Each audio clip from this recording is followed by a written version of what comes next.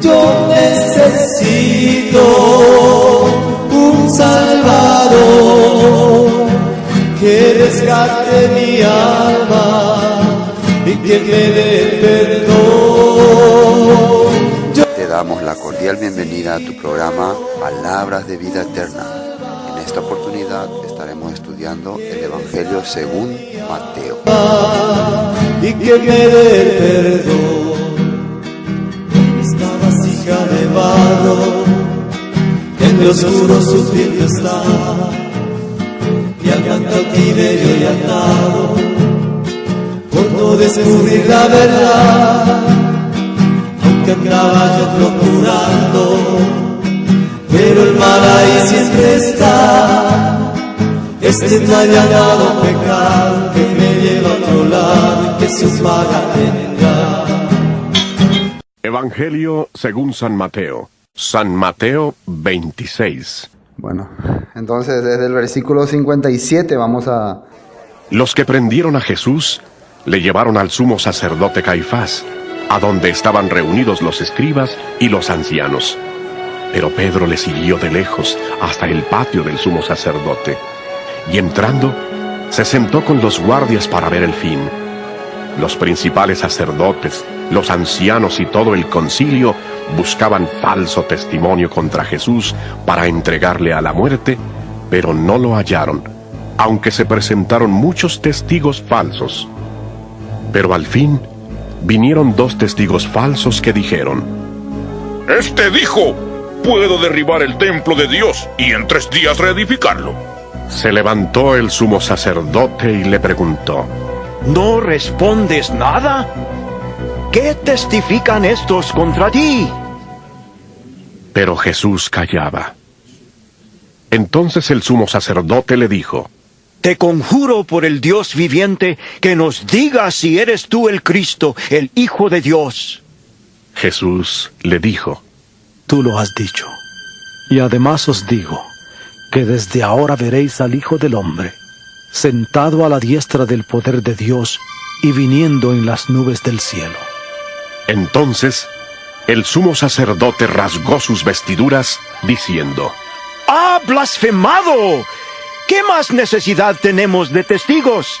Ahora mismo habéis oído su blasfemia. ¿Qué os parece? Y respondiendo ellos, dijeron: ¡Es reo de muerte! Entonces le escupieron en el rostro y le dieron puñetazos, y otros le abofeteaban diciendo: Profetízanos, Cristo, ¿quién es el que te golpeó? Estando Pedro sentado fuera en el patio, se le acercó una criada y le dijo: Tú también estabas con Jesús el Galileo. Pero él negó delante de todos, diciendo: No sé lo que dices. Saliendo él a la puerta, le vio otra y dijo a los que estaban allí: También estaba con Jesús el Nazareno. Pero él negó otra vez con juramento: No conozco al hombre. Un poco después, acercándose los que por allí estaban, dijeron a Pedro: Verdaderamente también tú eres de ellos, porque aún tu manera de hablar te descubre. Entonces él comenzó a maldecir y a jurar. No conozco al hombre. Y enseguida cantó el gallo. Entonces Pedro se acordó de las palabras que Jesús le había dicho: Antes que cante el gallo, me negarás 3 veces. Y saliendo fuera, lloró amargamente. Empezar a leer. Habíamos visto cuando Yeshua fue arrestado, ¿qué ocurrió? Pedro quiso hacerse el valiente y le corta la oreja a uno de los servidores. Entonces Jesús le exhorta, le dice: ¿acaso no sabes que yo puedo enviar una legión de ángeles para que me protejan? Entonces de esa manera le dicen. Y acá el versículo 55 dice: En aquella hora dijo Jesús a la gente: como contra un ladrón habéis salido con espadas y con palos para prenderme. Cada día me sentaba con vosotros enseñando en el templo y no me prendisteis. ¿Qué significa esto? ¿Por qué cuando él hablaba y enseñaba en el templo no le prendían si es que era falso lo que hablaba. Si es que él hubiera blasfemado la Escritura, los fariseos tenían la autoridad de atraparle, de prenderle, si él hubiera hecho alguna blasfemia, pero nunca le habían hecho nada. Entonces, yo siempre hablaba, nunca he hablado en secreto. Pero ¿por qué vienen ahora en oscuridad? ¿Por qué vienen ahora cuando no hay nadie, no hay testigos? Porque esta es la hora en que las tinieblas gobiernan, dice en otra parte. ¿Qué significa esto? Es normal para las personas falsas hacer acusaciones o ataques cuando no hay quien pueda defender, quien pueda justificar eso. Es normal. Entonces, cuando vos hablas con claridad, cuando vos hablas con la palabra, es difícil que la persona te acuse. Siempre va a hacer su acusación en secreto. Y esto que estaban haciendo ellos es totalmente contra la Torah. Así que ahí ustedes pueden darse cuenta que los fariseos no estaban viviendo conforme a la ley de Dios. Por eso la gente que hoy en día cree, vos sos un fariseo porque enseñás la ley de Dios, está equivocado. Los fariseos no enseñaban la ley de Dios, no vivían la ley de Dios. Eran falsos, totalmente falsos. Decían que hay que cumplir, hay que vivir conforme a la ley, pero actuaban de diferente manera. Y eso Jesús les dijo, no hagan como ellos hacen. Todo lo que diga en la Torá que ellos enseñan, hagan, pero no hagan como ellos hacen. Todo lo que está en la Escritura uno tiene que aplicar en su vida, pero no hagan como las religiones hacen, porque las religiones aplican al revés lo que dice la Biblia. ¿Entienden? Ellos leen la Biblia que el domingo no es el día consagrado para Dios. Así leen. He escuchado muchas predicaciones de pastores que hablan sobre el día de reposo y te leen todos los textos donde aparece, guardarás mi día de reposo, será un día, todo te leen, pero después te dicen que esto ya se abolió. Con eso definen. Que esto ya era para el pueblo de Israel, para el tiempo pasado. Y te sacan que ahora Dios estableció el día domingo como santo día, sagrado, por su resurrección. Entonces, te leen lo que dice la Escritura, pero hacen otra cosa. Igual, te leen que dice en Levítico 11, prohibido tales alimentos, tales cosas, te leen. Pero te dice otra vez, esto era para los israelitas. Los israelitas no podían comer cerdo, nosotros ahora sí podemos comer todo. Especialmente en el día que se recuerda la última cena de Jesús, ahí tenemos que cocinar el cerdo en memoria de Jesús. ¿No le parece que están un poco equivocados? ¿Cómo yo puedo creer que esto están hablando de parte de Dios? Y antes nosotros así éramos, vivíamos. Si en esto, si la gente considera que la comida y la fecha y los días no son importantes para Dios, ¿por qué están establecidos fechas y alimentaciones en la Biblia? Y cuando en la Biblia dice que fechas y días no son importantes, no se está refiriendo a sus fechas, sino al contrario, a las fechas que el mundo tenía como importantes.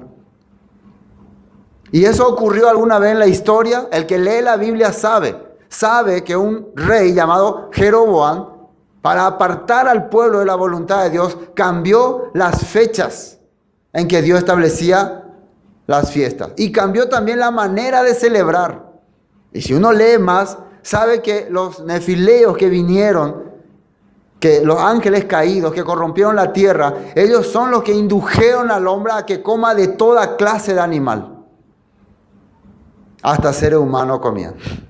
¿Qué les parece? Hasta seres humanos. Por eso Dios le manda a Noé específicamente alzar en el arca animales de la especie que Dios creó, según su especie, porque había ya mezclas, había ya animales ya totalmente mezclados con otros animales, producto de lo que habían hecho los gigantes en la tierra. Totalmente, plantas corrompidas, también plantas ya engendradas.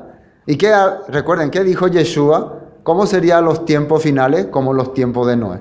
¿Acaso en esta época no ocurre lo mismo? Ya la gente está inventando animales de toda clase, plantas inventadas, árboles que se crearon en laboratorio. Estamos volviendo a los mismos tiempos. Bueno, entonces ese es el corazón de estas personas. En oscuridad están viniendo. Versículo 56. Mas todo esto sucede para que se cumplan las escrituras de los profetas. Entonces todos los discípulos, dejándole, huyeron. Todo lo que ocurre es porque Jesús dijo también, todo lo que acontece es como va, como la escritura habla de mí. Todo es así. Bueno, ahora sí, comenzando con 57. Dice, los que prendieron a Yeshua le llevaron al sumo sacerdote Caifás, a donde estaban reunidos los escribas y los ancianos. Mas Pedro le seguía de lejos hasta el patio del sumo sacerdote y entrando se sentó con los alguaciles para ver el fin. Recuerden, vamos a hacerles recordar algo. Acá en 26 y 35 había dicho Pedro esto.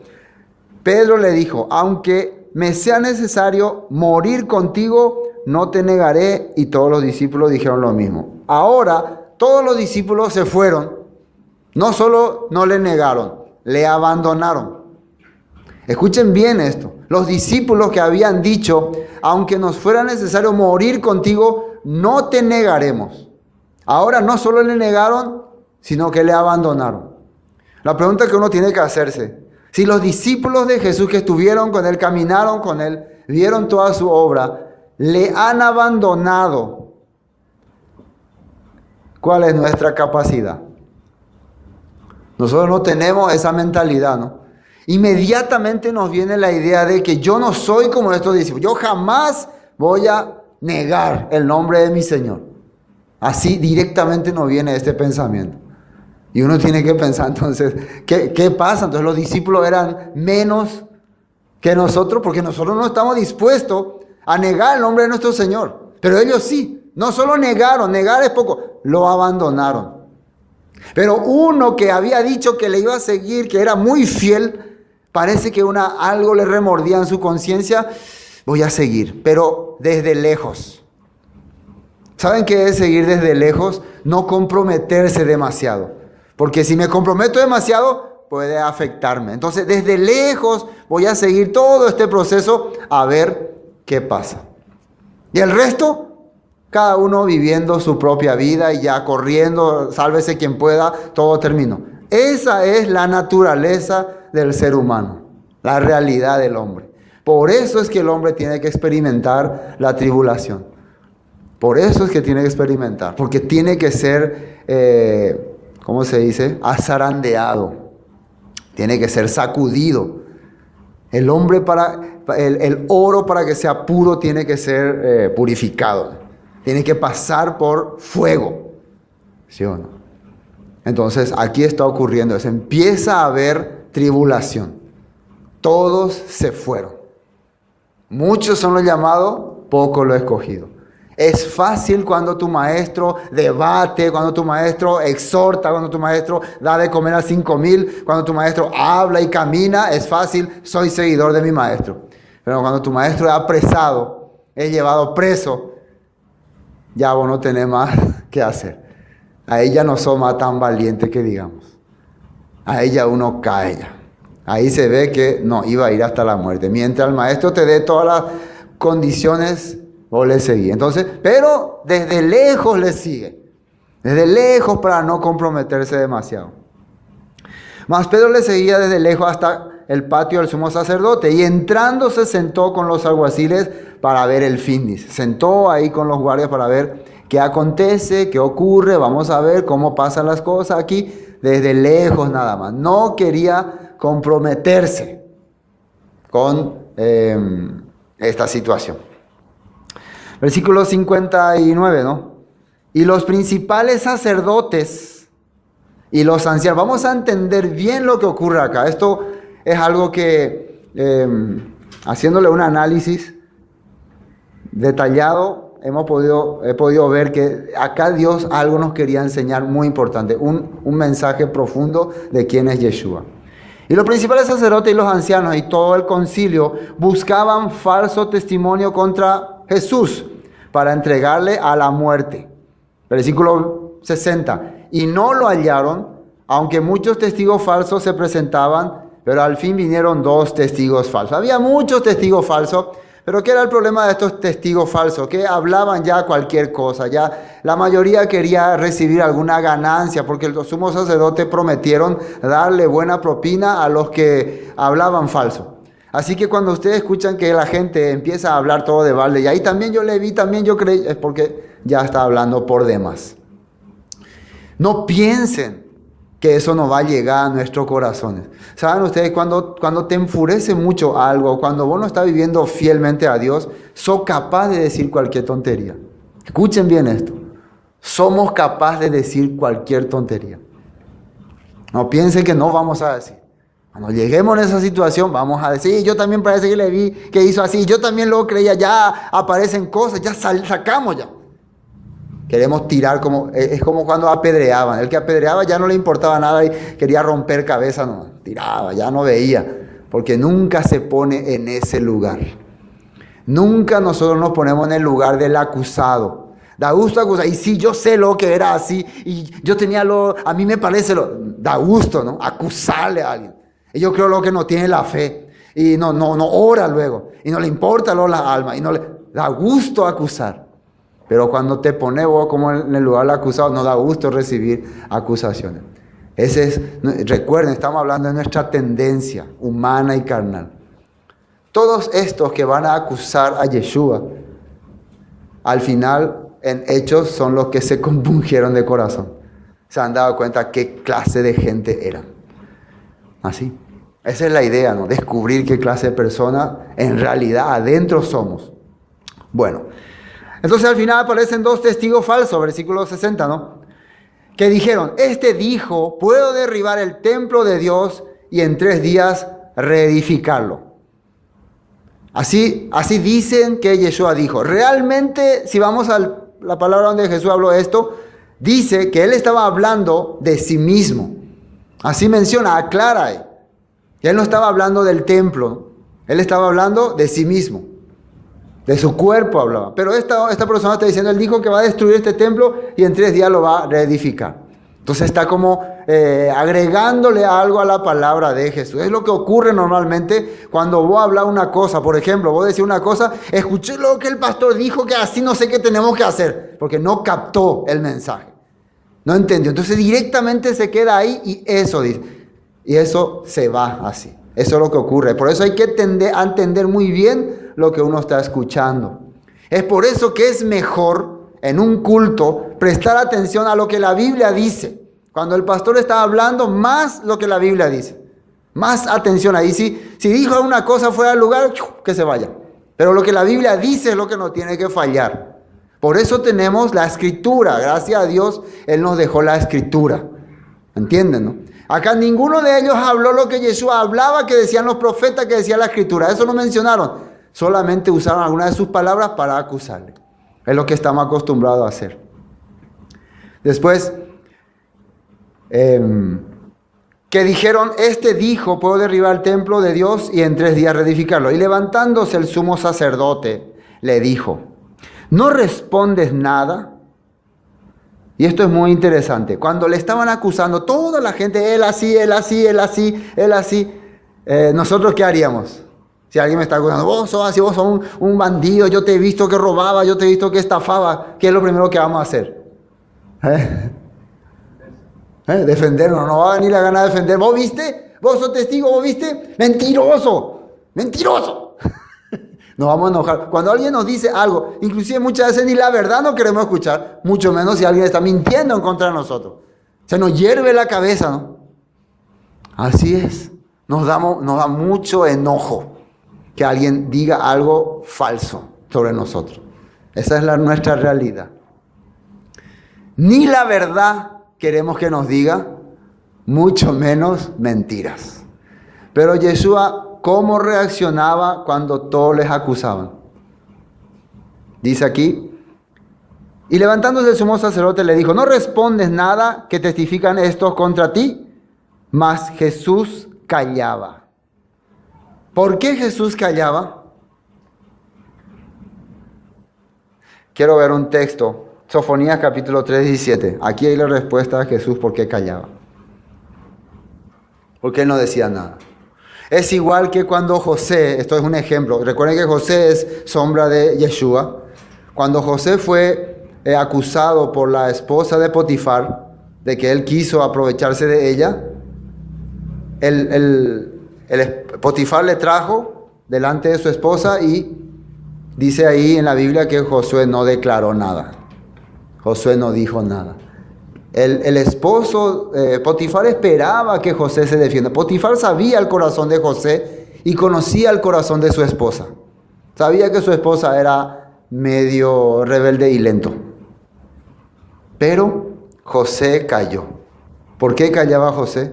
Si José hablaba, ¿qué iba a pasar con esa mujer? Iba a ser ejecutada, pero él callaba. El silencio muchas veces significa dar la oportunidad a otras personas. Lo que Yeshua está haciendo acá es todas esas falsedades, callarse para darle oportunidad a otra persona. Muchas veces cosas que nosotros no queremos hacer. No, si aquí la verdad, estoy guapa la gente. Estoy guapa persona. Voy a decir, no voy a callar. Nosotros hacemos nuestra característica, ¿no? Voy a decir que todos sepan cómo es. Sí. Entonces, recuerden que dijo en Primera de Juan, el que dice que cree en Él, debe andar como Él anduvo. El que dice que cree en Él. Ahora, si ustedes dicen que creen en Él y no anda como Él anduvo, estamos viendo cómo Él anduvo. Ante acusaciones falsas, ante testigo falso, Él callaba. Según la Torá, un testigo falso debe morir, ¿saben? Según la Torá, un testigo falso debe morir. Entonces, estas personas, todos deben ser ejecutadas. Él está callando. Ahora, a ver, Sofonías capítulo 3, 17. El Señor está en medio de ti, poderoso.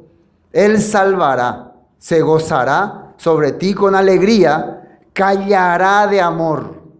Se regocijará sobre ti con cánticos. Callará de amor, dice. De ahaba. Amor es ahaba. Servicio, comunión, manifestación, alabanza, fuerza. Es una fuerza que tiene una persona para servir, para reunir a otros. Y dice que el Señor que va a salvarnos va a callar de amor. Él es nuestro Salvador, nuestro Yeshua. Va a callar por amor a nosotros. Amén. Por eso Él callaba. Bueno, volvamos a Mateo. ¿Qué más dice aquí? Levantándose el sumo sacerdote le dijo, ¿no respondes nada? ¿Qué testifican esto contra ti? Versículo 63. Mas Yeshua callaba. Entonces el sumo sacerdote le dijo, te conjuro por el Dios viviente que nos digas si eres tú el Cristo, el Hijo de Dios. Y esto es muy importante que entiendan. Aquí el sumo sacerdote le está poniendo a Jesús bajo juramento. Y yo quería leer acá. Voy a leer un poco cómo dice esto aquí. Atiendan bien. El 63. Pero Jesús se quedó callado. El sumo sacerdote le dijo, en el nombre de Dios viviente te ordeno que digas la verdad. Dinos si tú eres el Mesías, el Hijo de Dios. Entonces, ahora ya no puede callar Jesús. Porque si vos sabés una verdad, y alguien te pregunta en el nombre de Dios, en el nombre del Todopoderoso, y negá, vos sos pecador, según la Torah. ¿Me entienden, no? En el nombre de Dios, si te pregunta algo que tenés que declarar para un juicio, en el nombre de Dios, le puso ya bajo juramento. Entonces, si vos decís algo falso, entonces vos sos pecador. Vamos a ver en la Torah donde está escrito, porque es que importante saber. Levítico 5:1. Eso está en la Torah. Dice Levítico 5:1, si alguno pecare por haber sido llamado a testificar y fuere testigo que vio o supo y no lo denunciare, él llevará su pecado. Recuerden, si fuere llamado a testificar. No quiere decir que, acá dice que hay que decir los chismes. Ve. No, diferente es que vos te vas a cuentonear por ahí. Diferente es que vos sos llamado y puesto bajo juramento para testificar algo que viste o sabés. ¿Es muy diferente o no? Y esto es bajo juramento. Por eso es que en la corte de Estados Unidos antes siempre se decía, jura decir toda la verdad, nada más que la verdad y solamente la verdad. Y le ponían la Biblia y decía juro, porque ellos conocían este texto. Los norteamericanos antes estaban basados en la Biblia, sus leyes. Ellos sabían que si vos decís algo falso, vas a ser condenado por la ley de Dios. Ellos eran muy creyentes antes, ahora son más o menos, antes eran muy creyentes. Nosotros deberíamos ser así también. Nunca vamos a testificar algo falso. Y si alguien nos pone bajo juramento para decir esto, delante de Dios te pregunto, ¿es cierto o no? Vamos a decir la verdad. Si Yeshua no respondía, ¿qué pasa con él? ¿Qué ocurre con él? ¿Qué dice ahí? Él llevará su pecado. Entonces, si Yeshua se convierte en pecador por no responder la verdad, ¿puede ser nuestro Salvador? ¿Un pecador puede salvarnos? No. Entonces, ¿él tiene que o no tiene que decir la verdad? Tiene que decir la verdad. Ahora me están entendiendo. Entonces, está bajo juramento. Bueno, vamos a Mateo. Vamos a ver si dice la verdad. Dice, tú eres el Mesías, el Hijo del Dios viviente, ¿no? Mesías es el ungido, es el que tiene que venir, según las Escrituras, a tomar el lugar para gobernar la tierra. Ese es el Mesías. Versículo 64, Jesús le dijo, tú lo has dicho. Jesús le dijo, tú lo has dicho. Está bien, tú lo has dicho, pero él tiene que decir, ¿no? Jesús tiene que declarar. Por eso, continuando, dice, Jesús le dijo, tú lo has dicho, y además os digo que desde ahora veréis al Hijo del Hombre, al Ben Adán, sentado a la diestra del poder de Dios y viniendo en las nubes del cielo. Así lo ha dicho. Desde ahora van a empezar a ver. Quiere decir que a partir de toda esta misión que Dios me encargó de venir a redimir al pueblo, yo me voy a ir a ocupar mi lugar, que es estando al lado del Padre. Y luego voy a venir entre las nubes para gobernar, para tomar mi posición. Entonces, él que está declarando, yo soy el Mesías, yo soy el ungido, según la Escritura, según la palabra. ¿Dijo la verdad o no? Dijo la verdad. ¿Y esa verdad dónde está escrito? Vamos a ver. En Daniel capítulo 7. Daniel capítulo 7. Vamos a ver. Estamos queriendo ver por la Biblia completo. Daniel capítulo 7, versículo 13. Fíjese lo que dice ahí. Daniel ya vio también esto mismo. Dice, miraba yo en visión de la noche y he aquí con las nubes del cielo venía uno como un hijo de hombre, Ben Adán. Hijo de hombre, Ben Adán. Que vino hasta el anciano de días y le hicieron acercarse delante de él. Y le fue dado dominio, gloria y reino. ¿Para qué va a venir el Ben Adán entre las nubes? Para que se le dé, dice. Venía y se le dio. Entonces, ¿dónde estaba preparado ese dominio, ese reino? Acá en la tierra, en Jerusalén. Hay que atender bien cuando leemos la Biblia, ¿no? Él venía y se entre las nubes. ¿Dónde están las nubes? Están allá arriba. Desde ahí venía para ocupar su lugar en el reino preparado, el reino establecido. Se le ha dado dominio, gloria y reino para que todos los pueblos, ¿dónde están los pueblos? En la tierra. Naciones y lenguas, ¿dónde están las naciones y las lenguas? En la tierra. Le sirvieran. Su dominio es dominio eterno que nunca pasará y su reino uno que no será destruido. Esa promesa le había dado Dios a David, que de su linaje saldría uno que reinaría para siempre. Esto mismo habló el ángel Gabriel cuando le habló a Miriam, a María, que le dijo, de ti nacerá uno que será del linaje de David y se le dará el trono de David su padre. Y reinará sobre la casa de Jacob para siempre y su reino no tendrá fin. Así salían. Su reino no tendrá fin. Entonces, ¿sabemos de quién estamos hablando? Las profecías, las escrituras mencionan, este es Jesús. Y él está ahora diciendo, ese soy yo. Bueno, cuando escuchó eso el sumo sacerdote, Dios mío, no puede ser. Porque si él es el ungido, si él es el Mesías, ¿quiénes son ellos? ¿Quiénes son los sumos sacerdotes? Usurpadores, impostores, son falsos. ¿Entienden, no? Si él es el Mesías, entonces todos ellos son falsos. Ellos son falsos porque ellos les están negando. Acaba de decirle, yo soy. Bueno, volvamos a Mateo. Vamos a lentamente pasar. Entonces el sumo sacerdote rasgó sus vestiduras diciendo, ha blasfemado. ¿Qué más necesidad tenemos de testigos? He aquí ahora mismo habéis oído su blasfemia. ¿Cuál es la blasfemia de Yeshua? ¿El llamarse hijo de Dios? No. Para los sumos sacerdotes había una ley mal interpretada. Había una ley que dice que si uno critica o murmura sobre el nombre de Dios, está blasfemando. Si injuria el nombre de Dios. Pero Jesús no estaba injuriando nada. Ellos le dijeron que bajo juramento diga la verdad. Él está diciendo la verdad. Lo que él está destruyendo es el concepto erróneo que tienen los fariseos hacia él. Pero ellos están llamando a eso blasfemia. Igual que muchas iglesias hoy, cuando vos le hablas de lo que dice la Biblia, porque ellos tienen un concepto erróneo, ellos llaman, está blasfemando. Te dicen que eres un blasfemo. Por rechazar unos dogmas tradicionales cristianos, te dicen blasfemo o hereje.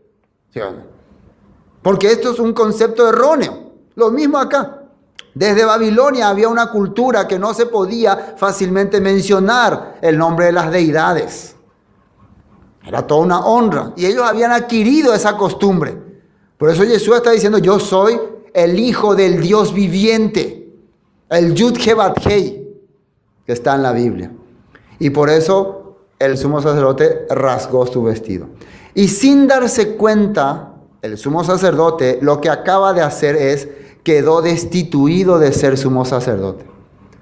Porque si un sumo sacerdote, un sacerdote de Dios, rasga su vestido, según la Torá, queda destituido de ese puesto.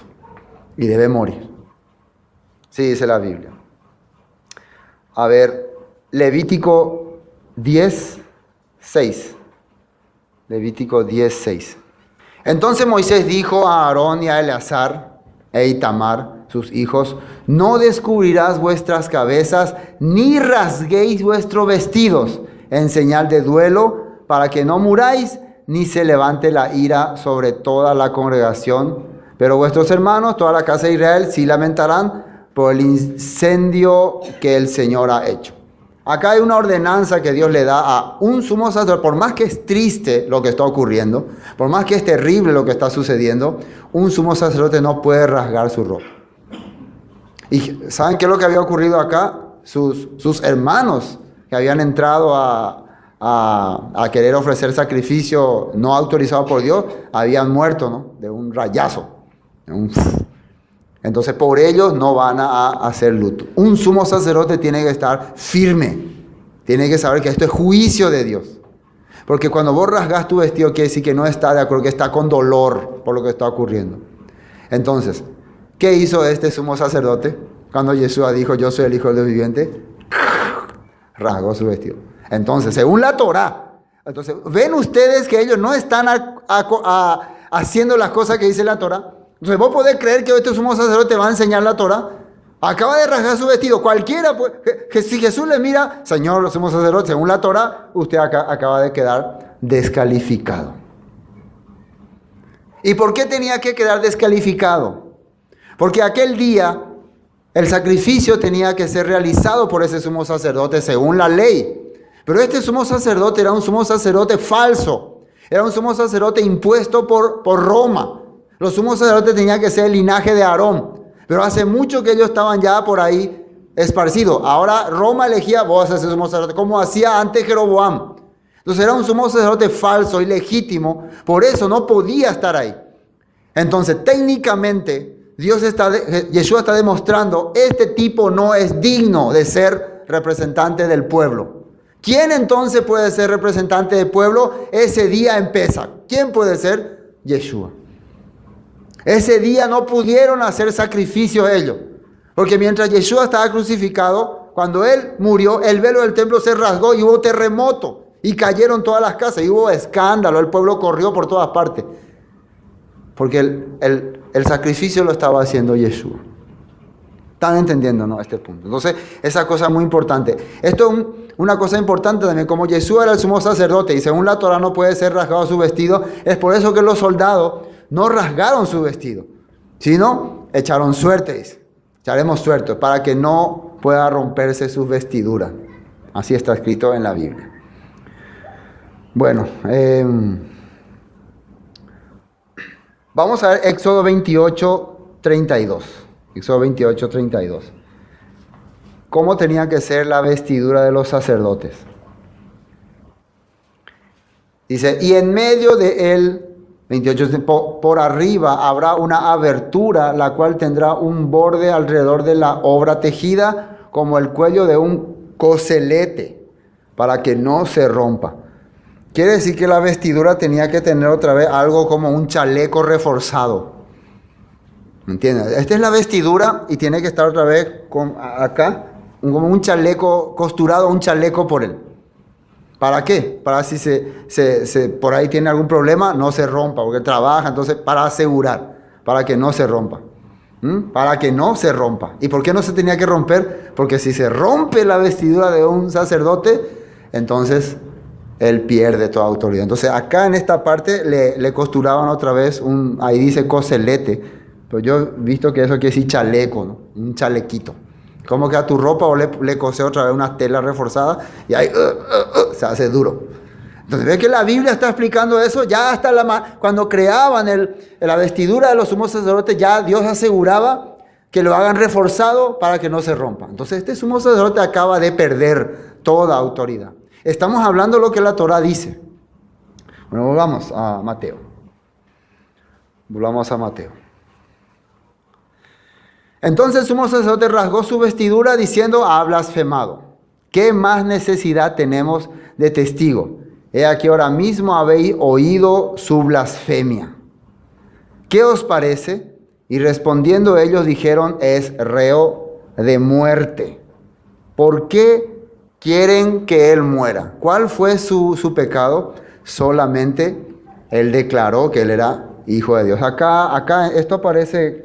Según esta concordancia aparece aquí mismo. Voy a verificar. Sí, Levítico 24:16. Vamos a mirar. Vamos a ver qué es la blasfemia que supuestamente ellos lo atribuyen. Levítico 24:16. Y el que blasfemare el nombre del Señor ha de ser muerto. Toda la congregación lo apedreará, así el extranjero como el natural, si él blasfemare el nombre, que muera. Entonces, ¿qué es lo que ellos entienden por blasfemia? ¿Qué es lo que es la blasfemia? La blasfemia es cuando vos decís, cuando vos le ofendés, le ignorás o le ofendés a un ser divino. Eso es a algo divino. Le ignorás o le ofendés. Pero Jesús en ningún momento lo ofendió. Yeshua dijo la verdad. Entonces la interpretación de ellos era que Yeshua ha ofendido, ha blasfemado. Porque ha dicho el nombre sagrado. Porque se ha declarado el Ben Adán, el que viene en las nubes. Él se declaró así. Hasta hoy los judíos consideran que eso es una blasfemia. Hasta hoy ellos no esperan a Yeshua como su Mesías. Y increíblemente, ¿creen ustedes que el cristianismo sí espera? El cristianismo tampoco espera, porque el cristianismo espera una desaparición milagrosa, donde todos van a desaparecer del mundo y van a estar volando en las nubes. Eso no explica así la Biblia. Lo que va a ocurrir es que el Mesías va a venir en las nubes y, como dice Mateo, va a recoger a su pueblo, a los que le están esperando, y los va a llevar al reino que Dios le estableció. Eso es lo que espera el pueblo escogido de Dios. Que venga el éxodo, que venga el libertador a sacarnos de este sistema para llevarnos a la tierra prometida, como hizo Moisés, como hizo Josué. ¿Sí o no? Amén. Bueno, volvamos a Mateo. Vamos a Mateo. Entonces le escupieron el rostro y le dieron de puñetazos y le abofeteaban. Imagínense, por hablar la verdad, por testificar lo que es correcto, él está recibiendo tremendo castigo. La manera que le torturaban, dice que le ponían una toalla, una manta en la cara y empezaban a, desde diferentes lados, pegarle. Entonces uno no puede, de repente, ¡pum!, nomás escuchaba uno que llegaba, después, ¡pum!, después le decía, profetiza, ¿quién te pegó? De esa manera se burlaban de él. Pero ¿él qué hizo? Acaba de decirles la verdad. Él manifestó pruebas de que era el Hijo de Dios, con poderes. Él no es solamente que estaba hablando. En todo el transcurso, recuerden que Caifás sabía que Lázaro estaba muerto y que resucitó. Caifás sabía que esto iba a hacer que mucha gente crea. Pero él dijo, esto va a hacer que la gente crea y Roma destruya. Ellos son corruptos, hombres corruptos. O sea, la religión es una organización mentirosa. Sabe la verdad, pero quiere taparla para no perder su posición, lo que hoy está ocurriendo. Por eso es que tienen que negar todas las cosas que están en la Biblia. Y empiezan a burlarse, a criticar. He visto gente que con burla, pero no nos está dando bofetada a nosotros. ¿A quién le está dando bofetada? Al Salvador, al Mesías. A ver, profetiza, a él le están menospreciando. Miren, yo domingo alabo a Dios, miren, el sábado yo vivo feliz. No es a mí que me está ofendiendo. Es al Mesías. Es al que vino a morir en la cruz por ellos. A él lo que le está dando de bofetada, le está cacheteando. Cuando se están burlando de los mandamientos, a Jesús le está dando, profetiza, profetiza. Y la gente no piensa eso. Qué malo esos romanos, ¿no? Qué malo esas personas. No, esa es la vida actual del cristianismo. Burlándose de las cosas de Dios. Salmos capítulo 1 dice, bienaventurado el hombre que no anduvo en camino de pecadores, ni en silla de encarnecedores se ha sentado. La palabra encarnecedor es burladores, gente que se ríe de la verdad. Gente que cuando vos le mostrás la verdad se burla y se ríe. Qué bienaventurado, qué feliz la gente que no estuvo sentado con ellos. Cuando vos te sentás en una ronda donde ves gente que se burla de las cosas de Dios, salí de ahí. Que se ríe, que se burla, que le parece chiste el que vos estés hablando del tema de la Biblia, de los mandamientos. Cuando Yeshua mismo dijo, si me amáis, guardad mi mandamiento. En esto conocerán que son mis discípulos, que tienen amor unos a otros, respeto uno a otro, servicio uno a otro. No, yo no vivo por la ley, vos estás bajo la ley, Cristo ya murió. Le usan a Cristo como un amuleto egipcio. Esa es la verdad. Eso es lo triste. Esto es lo que están haciendo hoy la gente. Diciendo, profetízanos. Cristo, ¿quién es el que te golpeó? Pedro estaba sentado fuera en el patio y se le acercó una criada diciendo, tú también estabas con Jesús el Galileo. Atiendan muy bien. Están burlándose de su maestro, a quien él dijo, voy a seguirle hasta la muerte. Están bofeteando, están burlándose, pero él, una criada le pregunta, tú también estabas con él, como diciendo, vos también tenés que ligar, algo así, ¿no? Es como que todos se están riendo ahí, vos también sos uno de ellos. ¿Y qué es lo primero que nace de uno decir? ¿Qué dijo Pedro? Mas él negó delante de todos diciendo, no sé de lo que dices. Esto quiere decir que sin darnos cuenta, nosotros cuando vemos que el mundo se burla de lo que un día hemos creído o que creemos, nos da las ganas de decir, no, yo me iba nomás luego en esa iglesia, yo como todas las comidas, no, yo no soy como ellos, yo le acompañaba nomás, yo soy oyente nomás. Ah, vos sos uno de ellos también, vos sos uno de esos sabáticos, como le dicen, ¿no? Sabáticos, o mesiánicos. Recuerden, nosotros no somos ni sabáticos ni mesiánicos, somos seguidores de la Biblia, nada más. Sería un buen nombre. No hay ni sabático, ni mesiánico, ni nada. Entonces, ¿pero por qué la gente te quiere tildar con esos nombres? Porque directamente quiere ya calificarle a alguien como diferente. Seguir la Biblia es ser diferente al resto. Qué raro. Seguir la Biblia es ser ya hereje, es ser blasfemo. Le da gana de rasgar sus vestiduras. Entonces, como vos eras un fiel seguidor, pero ve tanta burla y también tantos garrotazos, te nace en el corazón. No, yo no soy como ellos, directamente. Ese es el discípulo fiel. Y yo siempre me pregunto, si Pedro, que estuvo con Jesús, que vio todo su milagro, No tuvo la fuerza para decir, sí, soy su discípulo, Él es mi maestro. Él no tuvo la fuerza de decir, nosotros sí. Así yo me pregunto, nosotros sí tenemos la fuerza. Ay, pastor, nosotros no somos como Pedro, yo soy un fiel creyente. Yo oro a Jesús todas las noches, yo tengo fe. Yo soy un hombre de fe.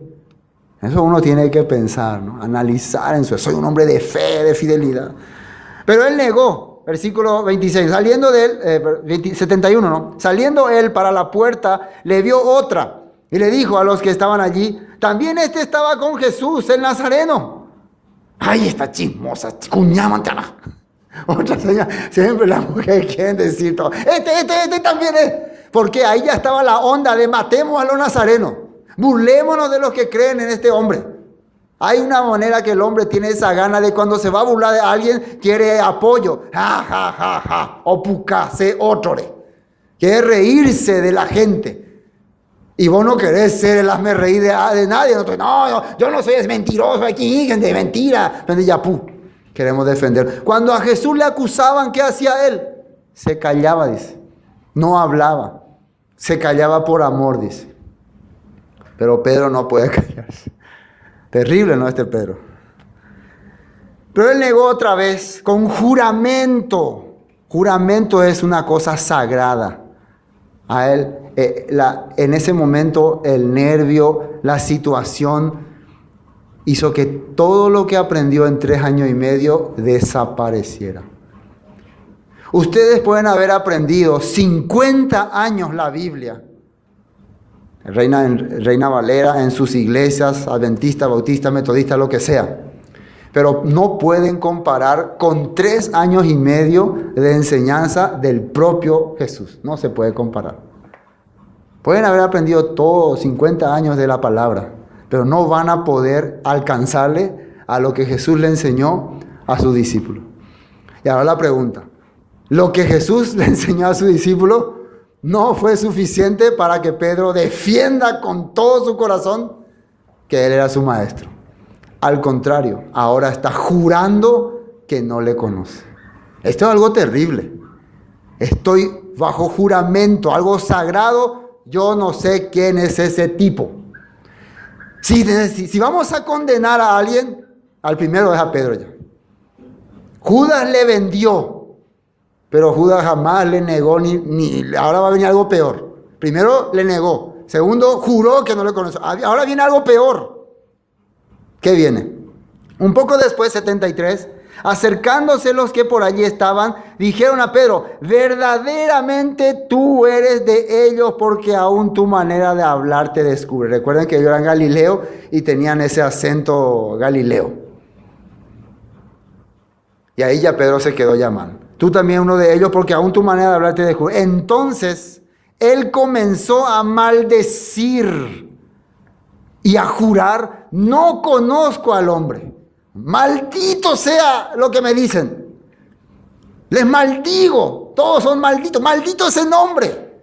Maldecía. ¿Esto es grave o no? ¿Alguno de ustedes alguna vez ha hecho esto? Nunca creo, ¿no? Maldigo el nombre de Jesús. No sé nada de él. No. Pedro llegó hasta ese nivel. Y él era alumno de Jesús. Este es el hombre que confía muchísimo en que él es seguidor de Dios. Si nosotros tenemos una pizca de confianza en nosotros mismos, vamos a terminar siendo así. Si nosotros creemos que tenemos la fe, que somos personas que oramos a Dios y Dios nos responde en nuestra oración, somos Pedro. Entonces, ¿qué tipo de persona tengo que ser? ¿Qué tipo de persona se acuerdan que Yeshua buscaba? ¿Se acuerdan qué le decía Yeshua a Pedro? Niégate a ti mismo.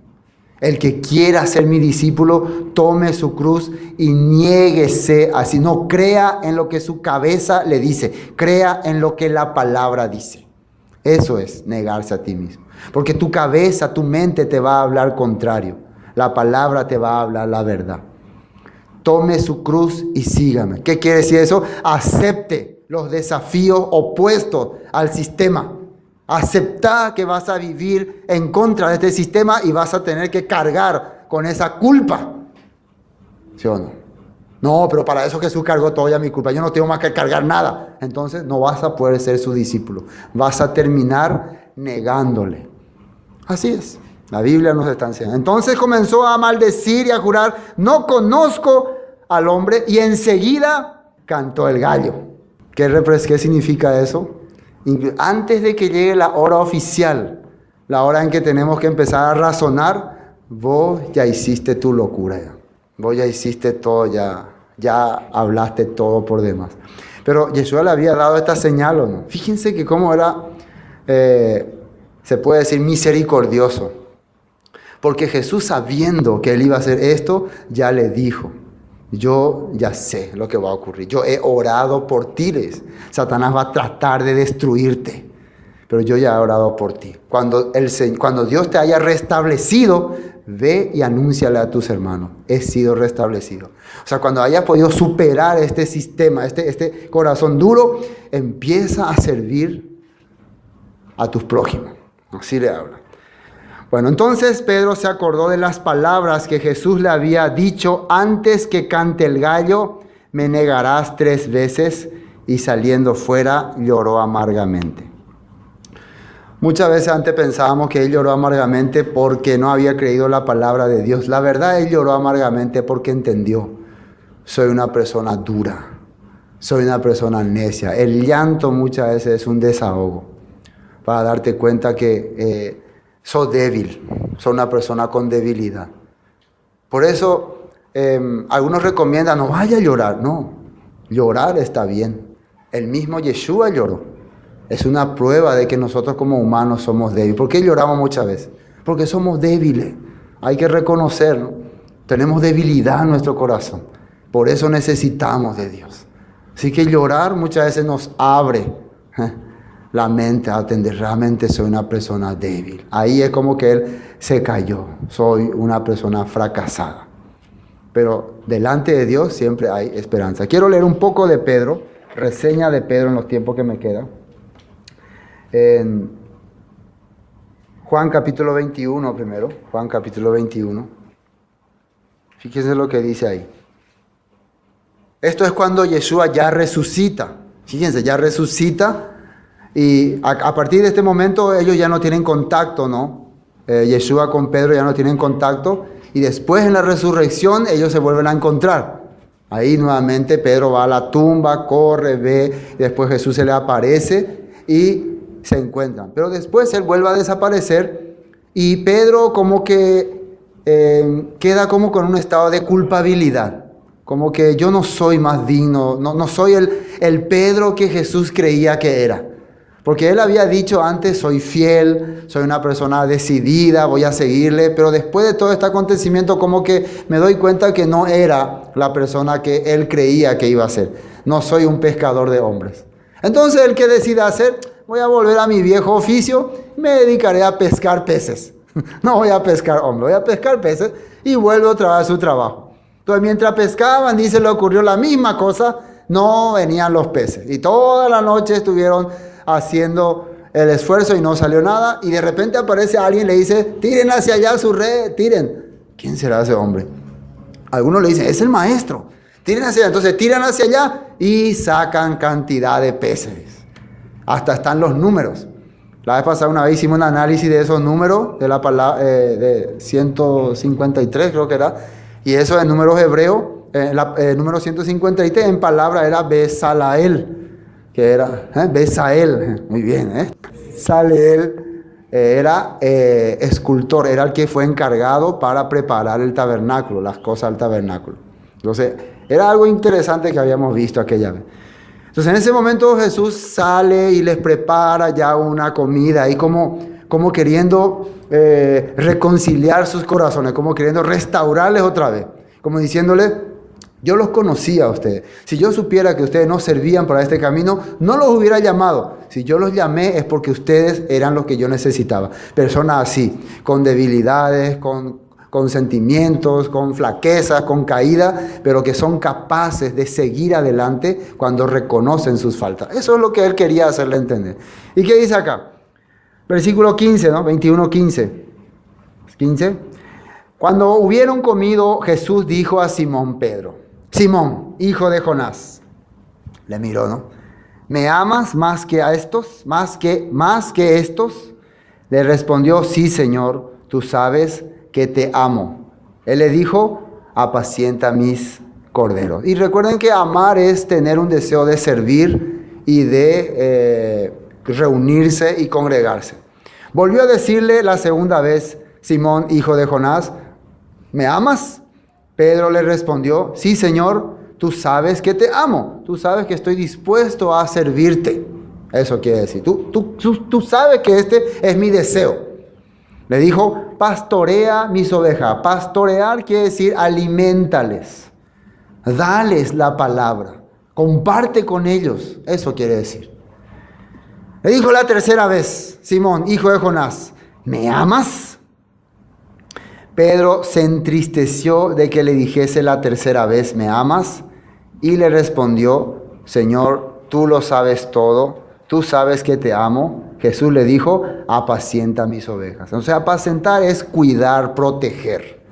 Y vos vas a proteger de alguien cuando le alimenta bien. Y proteger es estar pendiente de las cosas que hay alrededor. Entonces, ¿por qué le dijo tercera vez?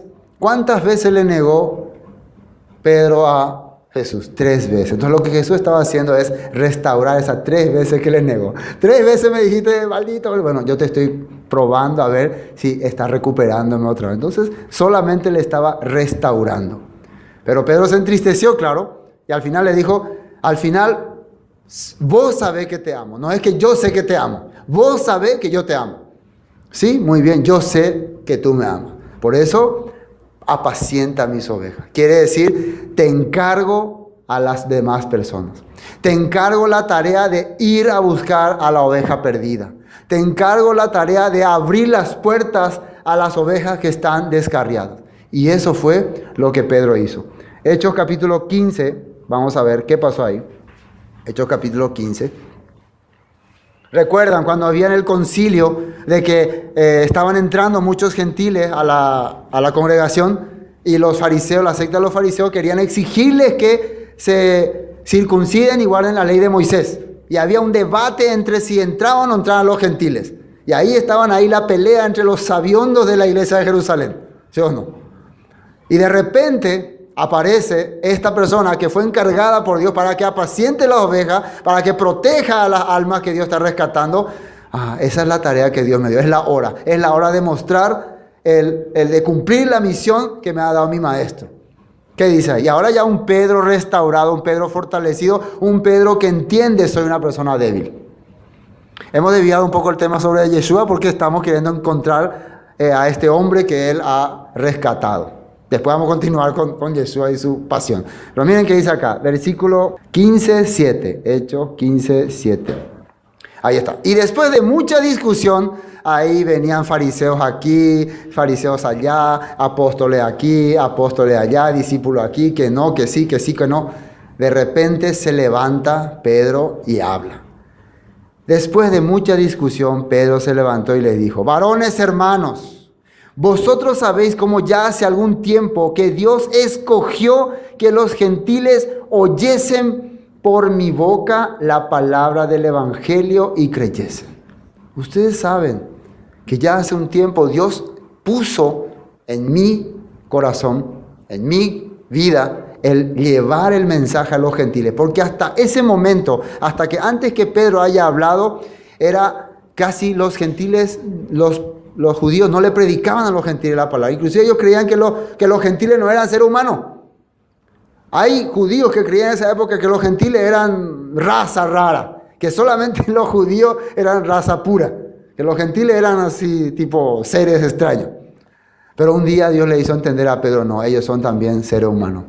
Ellos tienen también el mismo espíritu que ustedes. Cambien esa mentalidad. Esa era una alajá rabínica. Entonces, que los gentiles oyesen por mi boca la palabra del evangelio y creyesen. Aquí la palabra evangelio representa buenas nuevas y para el pueblo judío, buenas nuevas era restauración de Israel. Eso era el evangelio.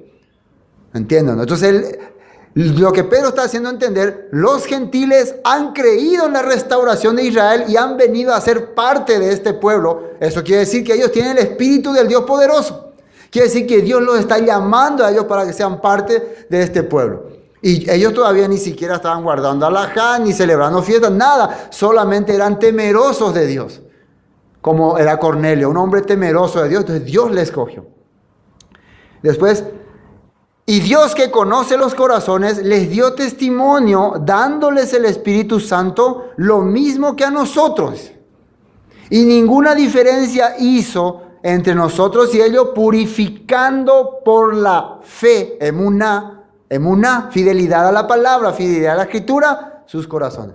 Cuando ellos empezaron a escuchar la palabra y cuando ellos fueron fieles a la palabra, Dios purificó sus corazones y le hizo parte del pueblo.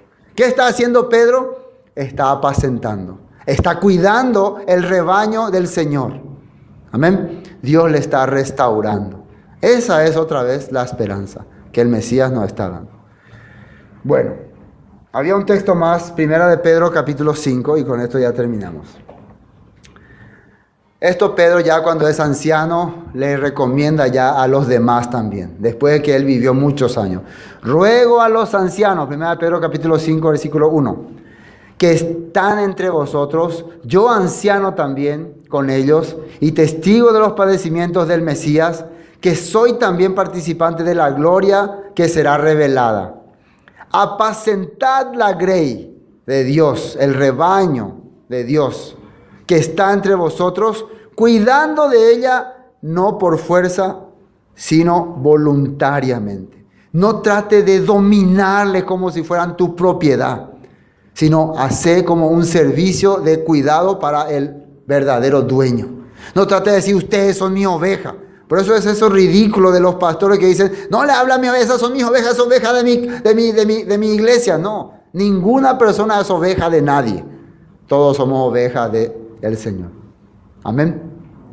Acá dice, apacentar la grey que está entre vosotros, cuidando de ella no por fuerza, sino voluntariamente, no por ganancia deshonesta, sino con ánimo pronto, no como teniendo señorío sobre los que están a vuestro cuidado, sino siendo ejemplos de la grey.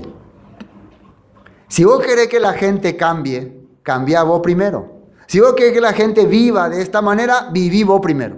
No voy a decirles, deben vivir así, deben hacer así. No, viví vos nomás y que ellos vean cómo viví. Y si quieren cambiar, te van a hacer. Recuerden que la oveja sigue al pastor. La cabra corre. La cabra al pastor se va detrás. Cabra, quédate ahí, moico la dejó.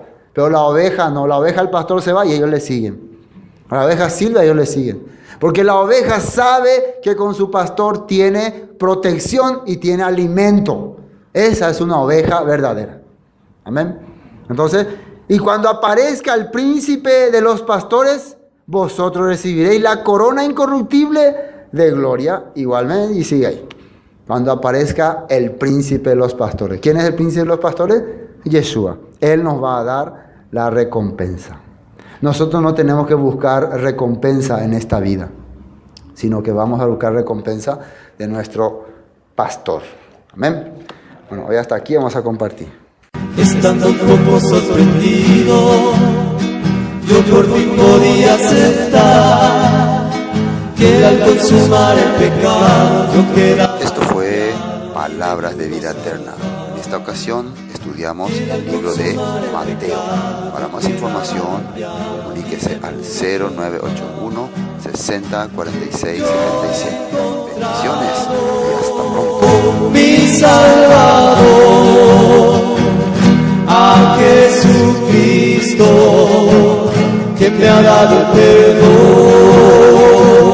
yo he encontrado mi Salvador, a Jesucristo, quien me ha dado el perdón.